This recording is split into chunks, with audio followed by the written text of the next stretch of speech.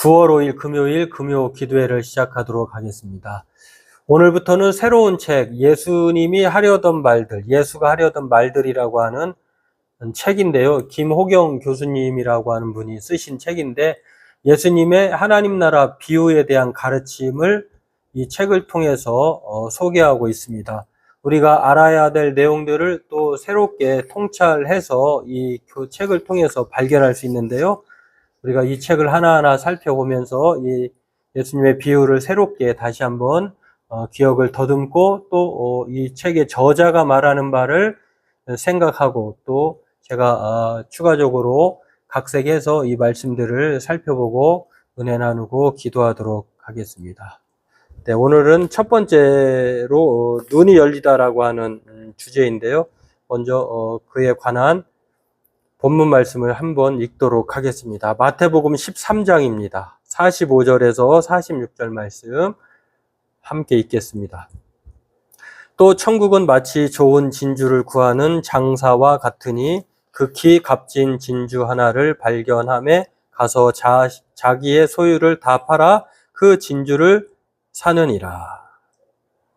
네, 오늘 본문 마태복음 13장 45절, 46절 진주 장사가 값진 좋은 진주를 발견하고 자기의 소유를 다 팔아서 그것을 샀다라고 하는 것에 대한 내용을 오늘 살펴보려고 합니다. 오늘부터 예수가 하려던 말들이란 책에 소개된 성경의 이야기를 살펴보려고 하는데요. 또 이 김호경 교수님은 이화여대에서 공부하셨고 또 지금은 장신대 신약학 교수로도 계시면서 또한 지금은 은퇴하셨는지 모르겠네요. 아무튼 그 즈음일 것 같은데요. 그 책을 통해서 또 여러 가지 우리가 알지 못하는, 발견하지 못하는 또 교수님이 이 책을 통해서 뭔가를 얘기하려고 했던 것이 이 책에 숨겨져 있는데 오늘 그것들을 살펴보려고 하는데 총 주제가 19개입니다. 예수님의 비유가 사복음서에 꽤 많이 나오는데 그 중에서도 필요한 것들 또는 선별해서 이렇게 나누고자 한 말을 19개의 주제로 선별을 해서 소개하고 있습니다. 오늘 첫 번째로 눈이 열리다라고 하는 마태복음 13장 45절, 46절 왜 눈이 열려라고 하는 주제를 말했는지를 살펴보면 우리가 알 수 있을 것 같습니다. 네. 먼저 예수님 왜 이 김호경 교수님이 이 책을 통해서 왜 예수님이 하려던 말들이라고 하는 이 책을 쓰게 되었는지를 책 속에서 살펴보면 그렇습니다. 예수님의 말에 대한 사람들의 반응이 두 가지로 그 당시에 나타났는데 하나는 환호, 놀랍고 놀라움에 지나쳐서 환호의 목소리가 있다고 하면 이제 환영하는 목소리겠죠. 반대로 공격적인 반응으로 나타난 사람들이 있었다고 한다고 하는 것입니다. 한 사람들은 환호하고 한 사람들은 공격을 하는데 왜 그럴까?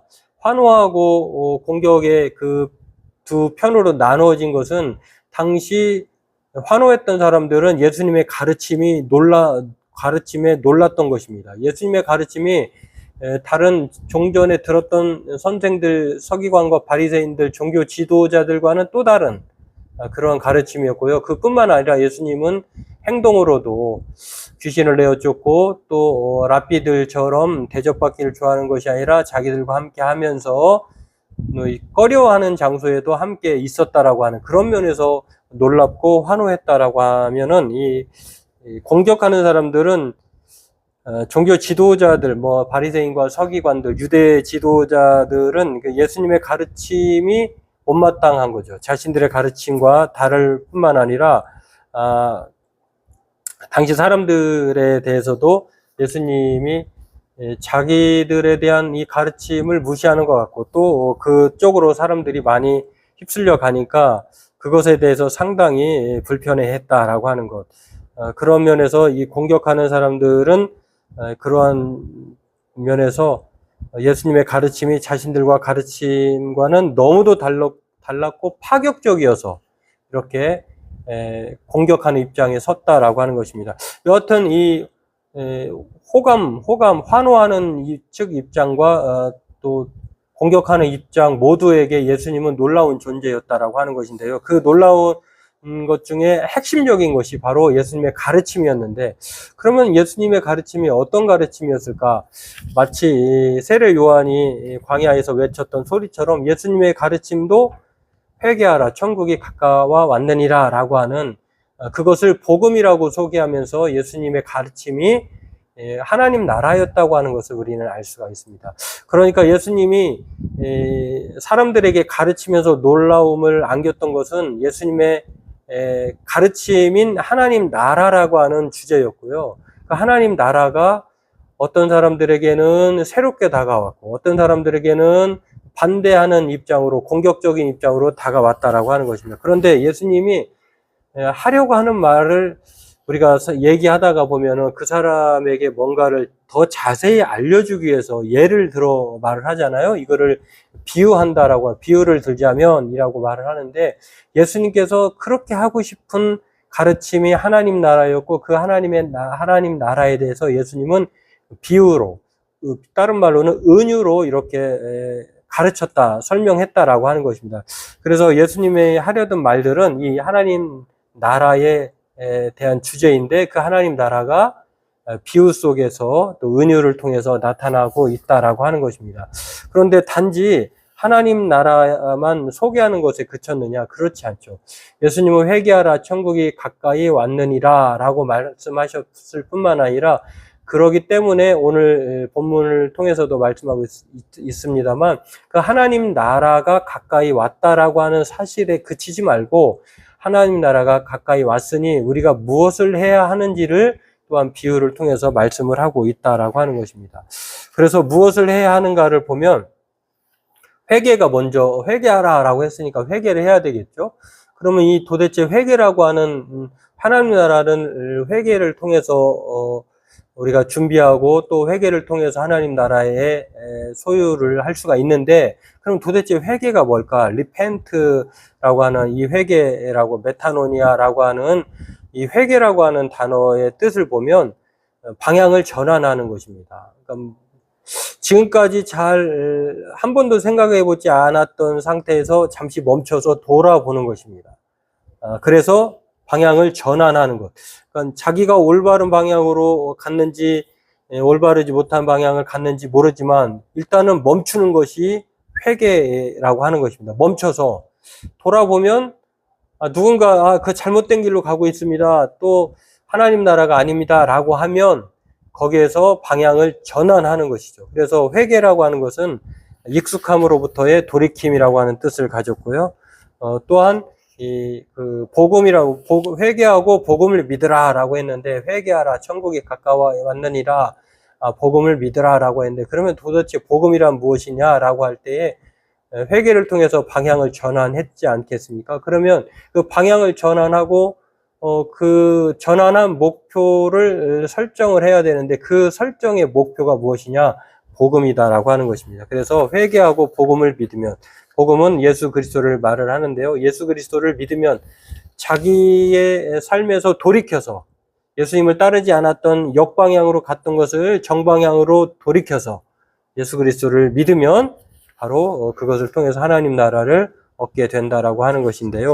그러한 면에서 오늘 이 눈이 열리다라고 하는 면은 오늘 본문을 통해서 마태복음 13장 45절 46절을 통해서 하나님 나라를 하나님 나라에 대해서 소개하고 있다라고 하는 것입니다. 예수님은 하나님 나라가 우리가 이 비유를 잘 이해를 못하는 이유는요, 1세기 당시에 그 일상생활의 문화권, 그다음에 그 당시에 평범한 것들에 대해서 우리 좀 사회적 간격, 그 역사적, 시간적 간격이 있기 때문에 그 당시의 사람들이 우리 시대를 이해 못하는 것처럼, 우리 시대의 사람들이 1세기 당시의 사람들, 옛날 사람들의 생활 방식, 또 사고 방식을 이해를 못하는 것처럼 그러기 때문에 와닿지 않는 것이다라고 하는 것입니다. 그래서 도대체 그 1세기 당시에 왜 이렇게 사람들이 예수님이 일상생활을 통해서 비유를 말했을 때는 그것이 놀랍고 또 획기적이었고 또 반응이 좋았는데, 21세기에 사는 우리들은 왜 이 말들을 잘 이해를 못할까? 그것은 아까도 방금 전에도 말씀드렸지만 그 정도의 간극이 있기 때문이고요. 그 당시에 우리가 일상을 잘 이해를 못하기 때문이다라고 하는 것입니다. 이것을 우리는 이 김호경 교수님은 이 말씀을 통해서 그러한 것들을 통합해서 이 땅에 선포한 하나님의 말씀을 어떻게 예수님께서 그 당시에 사람들이 쉽게 더 이해할 수 있는 일상의 비유를 통해서 말씀하고 있는지, 오늘 이것을 우리는 본문을 통해서 우리 시대에도 이해할 수 있는 말들로 우리는 다시 한번 말씀을 통해서 생각해 볼 수 있다라고 하는 것입니다. 그래서 오늘 예수님의 비유를 통해서 우리는 한 번도 경험하지 못한 하나님 나라를 다시 한번 생각해 볼 수 있다라고 하는 것입니다. 오늘 본문 우리가 읽었습니다만 그 하나님 나라의 비유를 예수님은 진주 장사가 좋은 진주 또는 값진 진주, 최고의 진주를 찾아다니다가 그것을 만나서 자기의 소유를 팔아서 팔았다라고 하는 그러한 메시지를 비유로 들어서 말씀합니다. 당시에 진주 장사가 오늘날처럼 우리는 요즘에는 돌아다니면서 그것을 찾아다니지 않잖아요.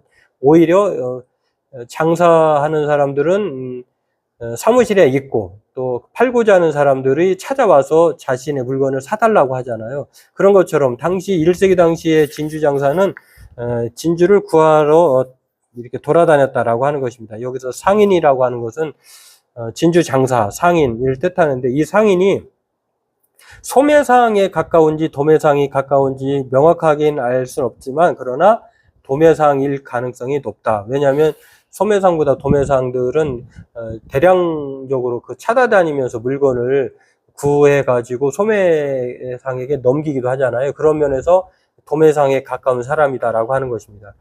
그런데 오늘 본문에서 말하고 있는 것은 진주를 찾아다니었던 진주 장사이기 때문에 하나님 나라를 비유로 말씀하고 있는데, 그것을 찾기 위해서 열심히 충분히 모든 수고를 아끼지 말아야 된다라고 하는 뜻으로 말을 할까?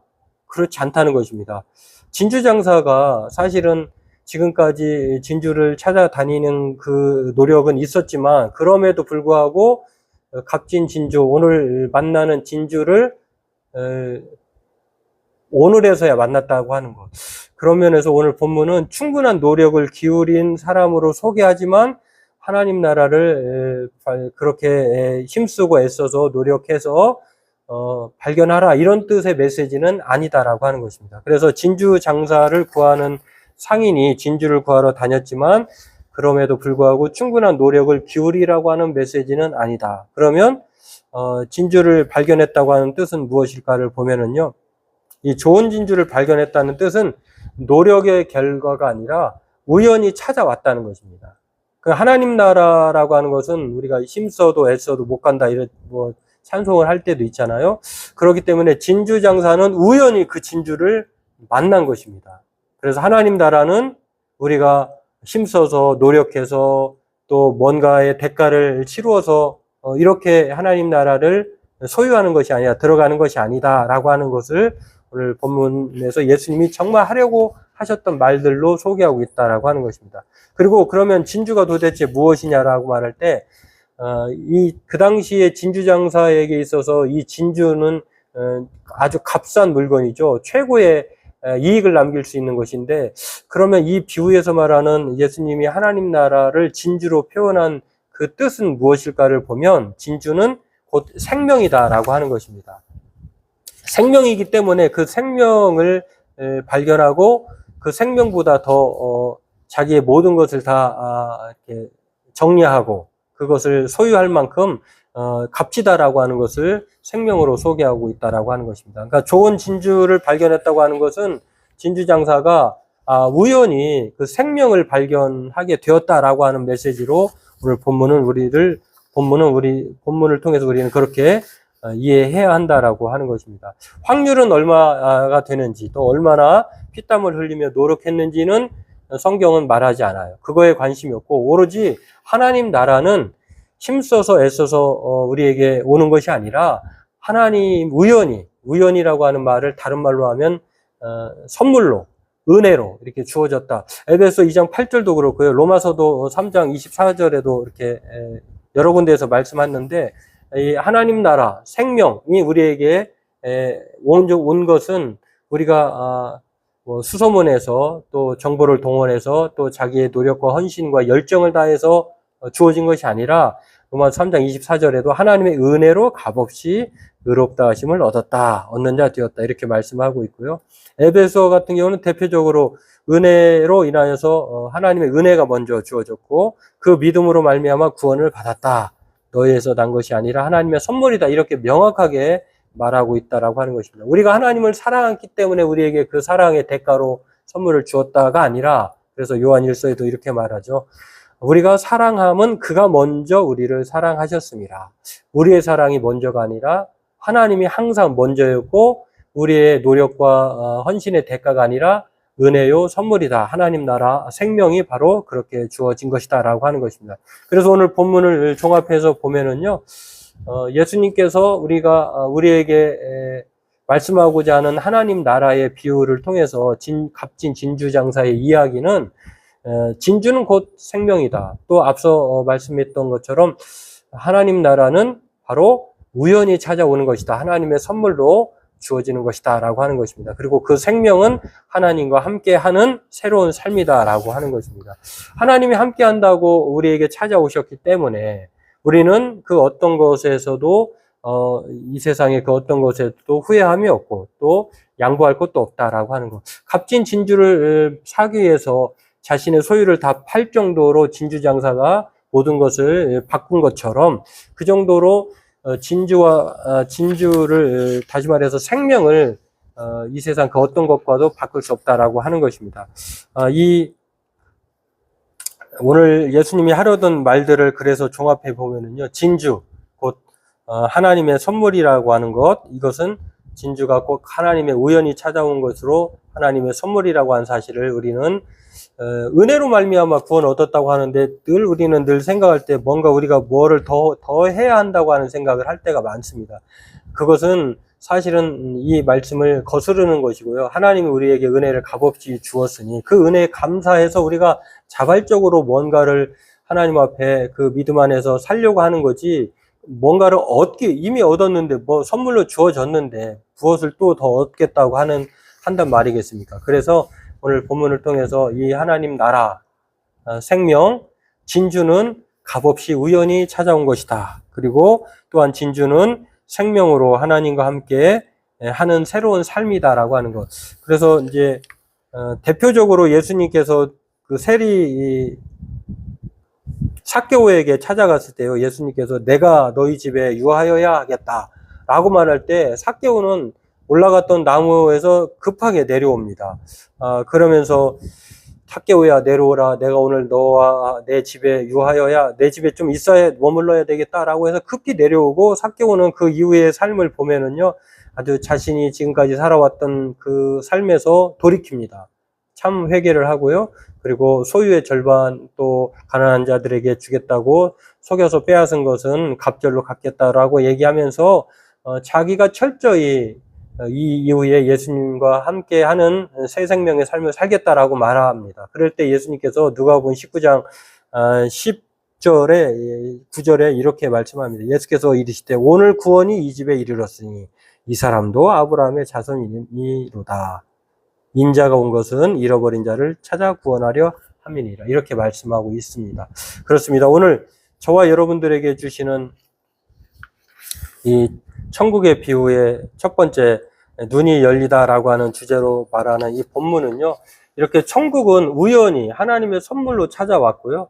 또 이 우연히 찾아온 선물은 진주로 소개되었는데 그것은 하나님 나라의 영원한 생명, 우리에게 꼭 필요한 생명이고 그 생명은 예수 그리스도와 함께하는 새로운 삶이다라고 하는 것입니다. 마치 삭개오가 이전 삶을 돌이키고 이제 주님과 함께 영원토록 살겠다라고 하는 그러한 모습이 참다운 하나님 나라의 소유자로서의 삶이다라고 하는 것입니다.